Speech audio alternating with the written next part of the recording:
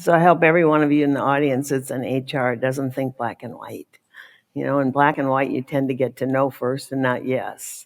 And what happens is we don't humanize, and I love that word. I heard it at the CEO forum from Walter, and I love the idea of thinking about that human sitting in front of you to get the answer. And when you can, breaking the rules or at least treating people fairly, not equally. People's problems are not equal. So I always think about the person and don't look at the employee handbook. In fact, I was in charge of it at Southwest Airlines, and after a year, I hadn't even read it. And so I rewrote it. It was 175 pages. I got it down to 35, and they still call if they add a page and say they're sorry. But it was all about building guidelines for leaders, not rules. Because what you want the leader to do is to think about the individual that is that A player and that person that's so important to you. And today it's more critical than ever. How do we retain them?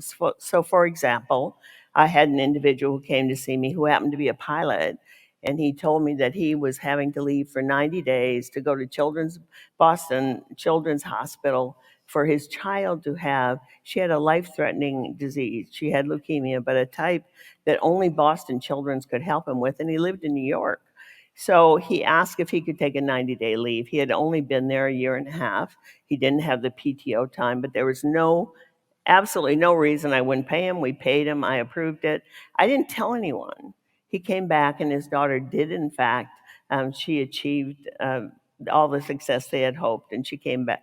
And I just saw her picture. She's 15 now. But at the time, it was very interesting because I didn't tell anyone, but he told everyone, right? And so the chief pilot came to see me, and he said, "What are we going to do? The pilots are now saying, do they get paid anytime they take leave?"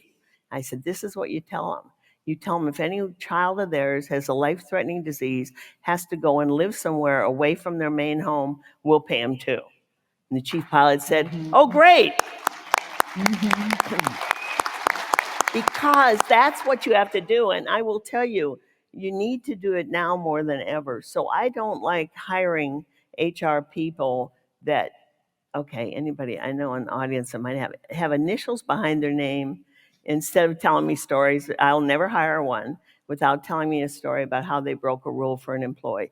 I'm not talking about safety or operational rules. I'm talking about, give me an example of a time that you knew that it was critical for you to help an employee, and how did you do it? And I won't hire a leader or a manager that can't give me several examples.